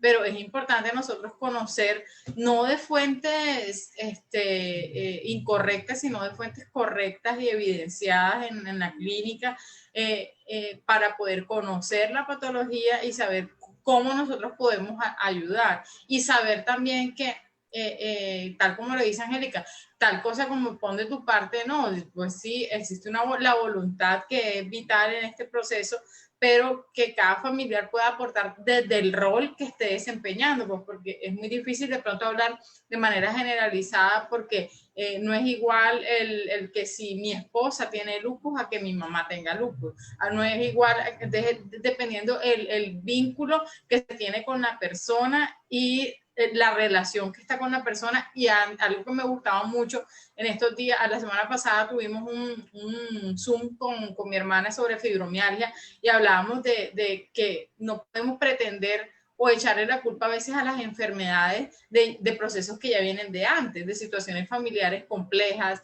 de problemas de comunicación previos, que salen a la luz luego de un diagnóstico o luego de una situación adversa. Pero si ya por lo menos como pareja había problemas, esto va a aumentar más los problemas. Si ya de base había una dificultad en la comunicación de los padres hacia los hijos, eso también va a potencializar más los problemas. Entonces yo pienso que es en tratar de, más allá de ver cómo la sociedad va a ver a mi mamá, a mi tía, a la persona, o a mí, o a la persona que está sufriendo de lupus, es saber qué puedo hacer yo desde la posición que yo puedo hacer. O sea, no pretender ser, como lo dice un psiquiatra que apareció muchísimo, no pretender ser héroes y pretender de pronto resolver toda la situación de la persona que lo está viviendo.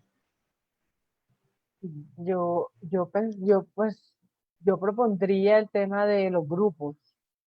O sea, el grupo para familias sería importante. O sea, también Sí. además de tener un espacio para estas personas, para las personas que sufren o padecen la enfermedad, para la familia, para tener un espacio también de hablar, de tratar temas como el síndrome del cuidador, que eso pues ocurre también. O sea, ahí actúa en dos vías. Está el tema del desespero de la familia y el no saber llevar acá como tal la enfermedad bien por todos los mitos, porque llega y a esa familia también un amigo le dice, no, pero eso tampoco es que sea sido el lupus. Se está haciendo porque yo conozco una persona que no le dio así y resulta que ni tenía lupus, por ejemplo.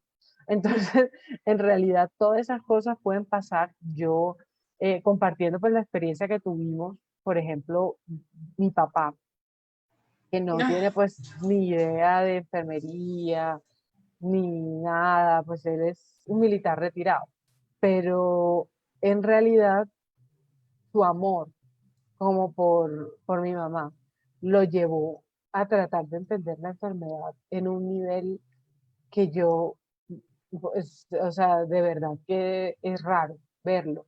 Lo he visto en pacientes y en acompañantes, pero fue una dedicación a decir, bueno, listo, ¿qué es la enfermedad? Entonces a él le daba rabia si decían que es enfermedad, que porque ella se veía bien, es que no entienden y no sé qué, o sea, porque, y en eso también influyó mucho el reumatólogo, el que estuviera, o sea, el que comentaran el caso y que, como decía Mónica, eran una pareja sólida. Entonces, al llegar la enfermedad, no fue como, ay no, sino es la misma persona que yo amo, con un diagnóstico. Con un Entonces, diagnóstico. yo la voy a apoyar. Pero sería bueno el tema de grupos, como para abordar, porque qué tal haya algún cuidador cansado, que esté él solo cuidando a esa persona, llevando mucho estrés y se desarrollan síntomas, ansiedad, depresión. Entonces, de pronto, un espacio, si ustedes lo tienen, genial. Si no, sería como recomendable y que siempre esa persona busque estrategias para tener también un espacio, si es el único cuidador o la única cuidadora, por ejemplo. Ven, yo voy a tener un espacio, voy a salir, voy a caminar, voy a ir a cine, pues ahora no se puede, pero sí los espacios que se puedan dentro del confinamiento, tener un espacio para ellos, Sí. voy a pegar un baño, a relajarme, a leer un libro, tomarme un café con leche, o sea, tener una pausa como para evitar que se sientan toda esa cantidad de cosas que llega a sentir un cuidador. Y el tema de educación. O sea, yo sé que si se hace grupos con las familias ahí sacan, pero yo he leído, yo he visto tanto, y quitando todos esos mitos, la persona obviamente va a ser más empática y más abierta hacia su familiar. Pienso que eso podría ayudar.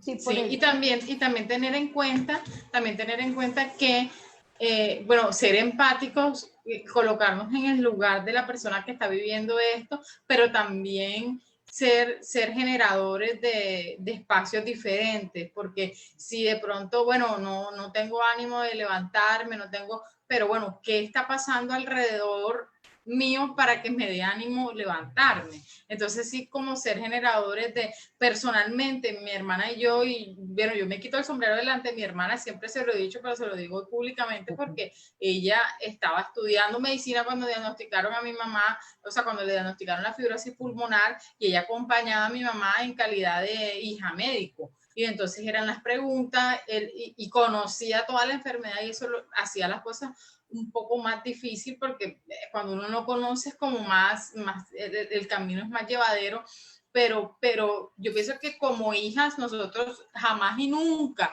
a mí me dicen, por lo menos ahora me hablan, y ojo, es importante decir que el vecino, que la vecina, lo que sea, se haya muerto por lupus, no significa que a ti te vaya a pasar lo mismo, porque no es la misma historia. Entonces, ¿por qué? Porque eso te va a llenar de desaliento, de desesperanza, y no te va a dar ánimo de continuar, de seguir. Entonces, nosotros por lo menos, como hijas, nunca, a mí siempre me preguntan, no, pero chévere que tu mamá murió y ustedes ya estaban preparadas para la muerte de ella, porque pues ya tenía tanto tiempo de enfermedad. No estábamos preparadas, porque sencilla y llanamente yo creo que en una sola ocasión hablamos de muerte, pero como, o sea, como, pero no como que vamos, porque no planeamos como que, bueno, entonces, ¿cómo va a ser tu muerte? No, porque uno siempre piensa en que eso no va a suceder, pero entonces sí, nos gozamos a mi mamá de principio a fin y disfrutando cada día, no esperando yo me acuerdo, bueno, mi mamá ahora es esta semana que pasó, cumplió 6 años que falleció, y me acuerdo que el último cumpleaños le cogió en la clínica 20 días antes de morir,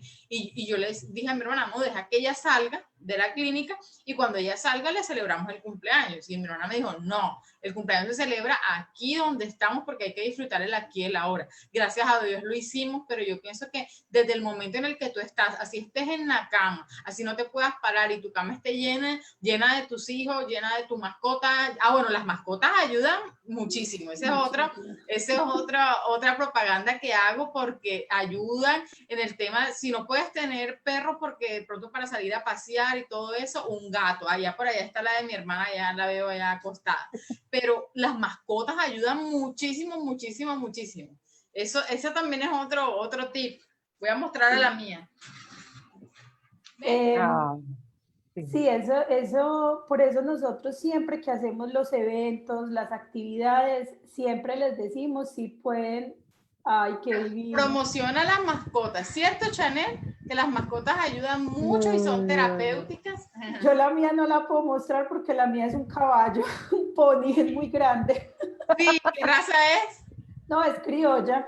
Ay, grandota, bella. Iba a ser medianita y no.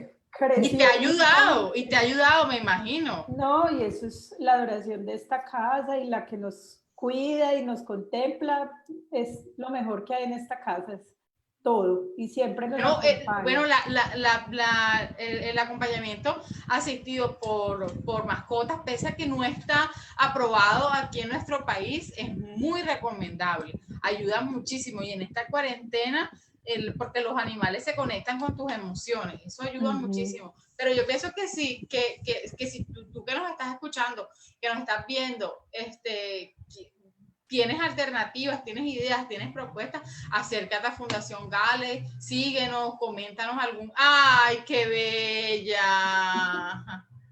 ¡Qué hermosa! ¡Ay, hermosa! ¿Cómo se llama? Nala. Tiene una cara violeta. Sí, tiene una carita. La mía también son dos criollas. La tuya se está bañando. Y la otra negra es una criolla que también no iba a crecer mucho, y es una gata y pesa 8 kilos. Así que pues, no iba a crecer mucho, y es una pantera. Sí, las mascotas son excelentes, es una muy buena recomendación. De hecho, dicen que pues yo era disque súper rinítica y no podía tener perros, y cero, o sea, no, no me afecta nada el pelo de la perrita, entonces... Sí, entonces si estás en tu casa y estás de pronto en la cama acostado, bueno, no es decir, ay no, ahora qué pereza, vamos a estar acostados, no, acuéstate ahí, disfruta tu familiar, disfruta de esos pequeños momentos de ver televisión, de cocinar juntos, de hacer algo, y como les digo, sí hay que hacer un cambio, no podemos Yo pienso que si nos resistimos al cambio y si nos resistimos a que nuestra vida, la vida pues, va a seguir siendo vista desde otra perspectiva, pero sí, sí se puede disfrutar en medio de todo. Uh-huh. No, y como les estaba diciendo ahorita, pues por eso nosotros desde Fundación Gales promovemos tanto que es apoyo y educación a los pacientes o a las personas con el diagnóstico y a sus familias y amigos. Tenemos, pues digamos que algunas campañas que se realizan en instituciones educativas, centros comerciales, que precisamente hacen mención a lo que dice la camiseta y es haciendo visible lo invisible, para desmitificar la enfermedad, porque es una enfermedad que está rodeada de muchos mitos, para que las familias aprendan a la par que aprendemos nosotros. Yo siempre he sido una fiel creyente de que conocer la enfermedad es el camino a la aceptación de ella. Entonces, por eso nosotros, todo ese proceso de educación a las personas con este diagnóstico y a sus familias es bastante importante. Por acá nos escribe Sir Ladies Sarmiento, dice, mi cumpleaños pasado me lo celebraron en cuidados intermedios y me alegraron la vida. Amo infinitamente a esas enfermeras.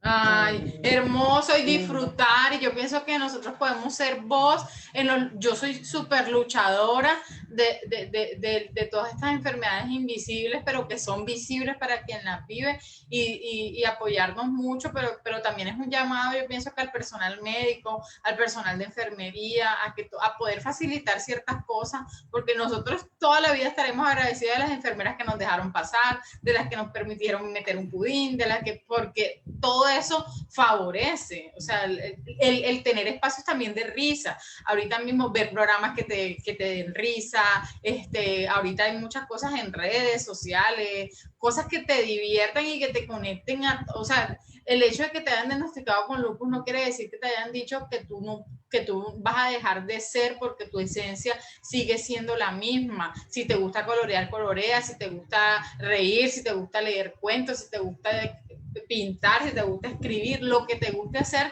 en ti está, sino que obviamente con el diagnóstico y con los síntomas se pierde todo eso que uno pues tiene, pero sí se puede totalmente. Y los psiquiatras no son para locos, los psiquiatras es para integrar el tratamiento y son profesionales de la salud mental que están dispuestos a ayudarte a disminuir. Bueno, me siento muy depresivo. Yo pienso que, como le digo yo, a caerle con toda, tratamiento psiquiátrico, tratamiento por reumatología y tratamiento por psicología, si te trae bienestar, no importa, es maravilloso. Exacto.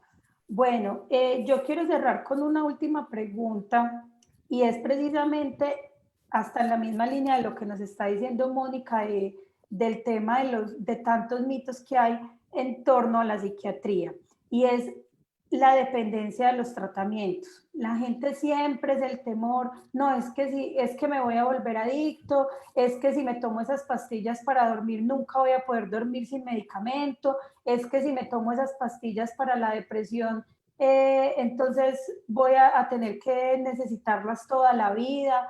¿Cómo es este tema de la dependencia de los tratamientos, doctora Angélica?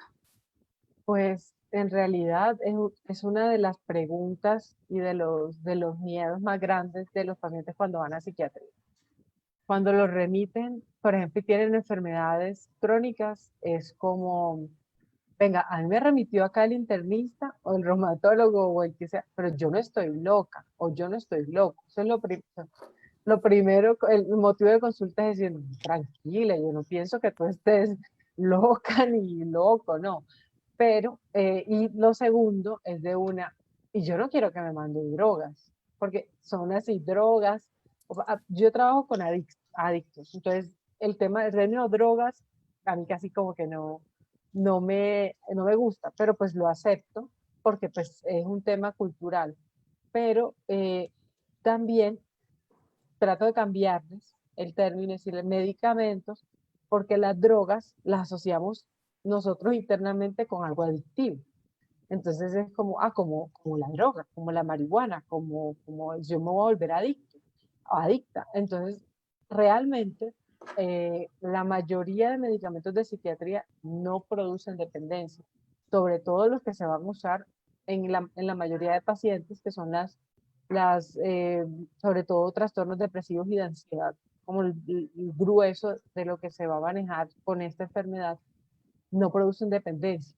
Hay algunas que son las benzodiazepinas, que en personas con la vulnerabilidad, primero, porque para ser adicto no es solo querer ser adicto, sino poder también tener la genética, el antecedente genético de adicciones, de haber abusado de medicamentos antes, por ejemplo, de los opioides que son para el dolor y que a veces se terminan abusando, la oxicodona, el tramadol, el sinalgén, que a esos no les tienen miedo porque también se asocian a cambios en el estado de ánimo y a depresiones.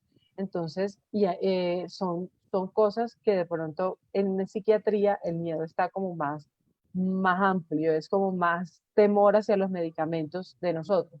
Pero en realidad, por ejemplo, si se usa una benzodiazepina porque un paciente tiene una crisis de pánico y yo necesito duerma y que no tenga el pánico, porque el que ha sentido una crisis de pánico, si alguna está escuchando y sabe lo que es terrible, es como sentir que se muere.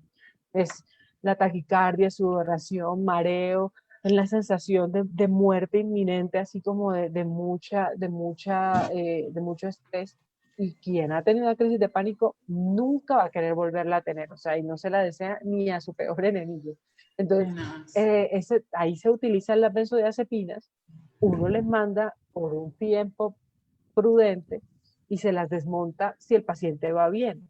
Y si es necesario seguir con un tratamiento con benzodiazepinas por un tiempo un poquito más prolongado, eso no quiere decir que se volvió adicto, porque sería como decir que me volví adicto al Medrol porque cuando no me tomo el Medrol se me empeoran los síntomas del lupus. No, quiere decir que necesito el medicamento porque tengo una enfermedad autoinmune, mis células de defensa se enloquecieron y empezaron a atacarme, yo necesito el Medrol. Así necesito, por ejemplo, el tratamiento de psiquiatría. Entonces, por un tiempo determinado, dependiendo el caso, y siempre si la persona empieza a abusar, por ejemplo, ¿ves? Yo no podía quedarme dormida y compré Sopiclona, es muy frecuente. Entonces empecé con una y terminó con 10. Y sí es un medicamento que produce dependencia, hace parte de las moléculas Z y que a veces se vende pues regularmente. El mismo farmacéutico le dice, tomes eso para el sueño. Es mejor vaya al médico. Si tiene un problema de insomnio, hay que verificar que no vaya a ser una ansiedad, una depresión la que nos esté causando ese problema de insomnio. Y se trata, y efectivamente que nuestro interés no es, no, que toda la vida todo el medicamento, pero algunos pacientes van a requerirlo de manera crónica, como en el lupus, como en la endometriosis, por ejemplo, que es hasta que llegue pues la menopausia, como en muchas enfermedades, pero es dependiendo del caso, o sea, es el caso a caso, pero tranquilas, de igual forma cuando les propongan un medicamento, no se queden calladas, pregunten. Van al psiquiatra, doctor, doctora, pero ¿y ese medicamento que así el psiquiatra le diga, no, mire, tata, pero que le explique para que usted quede tranquilo? Obviamente es pregunte, pero pregúntele al médico y no a Google. Eso sí, no le tengan miedo a los psiquiatras. Yo creo que yo no doy miedo. Y conozco pues muchos que no dan miedo. Entonces, no le tengan miedo a ir al psiquiatra. Es como ir al reumatólogo. Es igual, solo que el órgano que nosotros vamos a evaluar se evalúa de diferente porque es hablando, pero igual va a tener un impacto positivo sobre su enfermedad. Porque si yo estoy deprimido y el médico y el reumatólogo me dijo, tiene que hacer actividad física, pero yo no tengo la voluntad para hacerlo, no estoy tratándome, el lupus también se va a ver afectado, la adherencia al tratamiento, porque no tengo ganas de hacer nada, o sea, no me quiero ni tomar el medicamento, ni quiero parar. Entonces, esa enfermedad puede empeorar la otra. Entonces, sí, les hago como el comercial de que no nos tengan miedo, denles la oportunidad de conocernos y hablen con el psiquiatra, hablen con el psiquiatra y pregúntenle sus dudas que son válidas, porque pues el psiquiatra sí lo sabe porque lo estudió, pero ustedes no, porque son pacientes. Entonces, gracias por esa pregunta porque creo que Sí. esa pregunta es excelente como para hacerla siempre. Muchas gracias. Y también es importante anotar que muchos medicamentos de estos, por no decir todos, son neuroprotectores. Entonces, a veces decimos, no, pero ¿qué efectos puede traer? Pero es que la depresión no tratada, la ansiedad no tratada también genera complicaciones en nuestro cerebro a futuro y empeoran la patología en sí. Ujú. Bueno, no, agradecemos entonces muchísimo este espacio. Creo que fue súper productivo porque además de hablar un poquito de todo este tema de la salud mental en el lupus, se pudieron desmitificar cosas en torno pues a veces al miedo que le tenemos al psiquiatra porque desafortunadamente los que somos profesionales en salud mental sabemos que estamos catalogados como no, es que yo no voy al psicólogo o al psiquiatra porque estoy loco, no, en el caso, por ejemplo, de tratamientos de los niños, muchos papás no llevan a sus niños al psiquiatra porque entonces no, es que yo no voy a drogar a mi niño desde chiquito y no sabemos, antes al contrario, cuando se inician estos procedimientos desde la infancia, en el caso pues que estamos hablando de los niños, prevenimos muchas cosas a futuro. Lo mismo para nosotros, o sea, es como, es tal cual como lo hablábamos ahorita con, si cuidamos nuestro cuerpo, si cuidamos nuestra salud física, ¿por qué no cuidamos nuestra salud mental? ¿Por qué no vamos donde el psiquiatra y el psicólogo, que son los profesionales que nos acompañan y nos ayudan pues en estos procesos?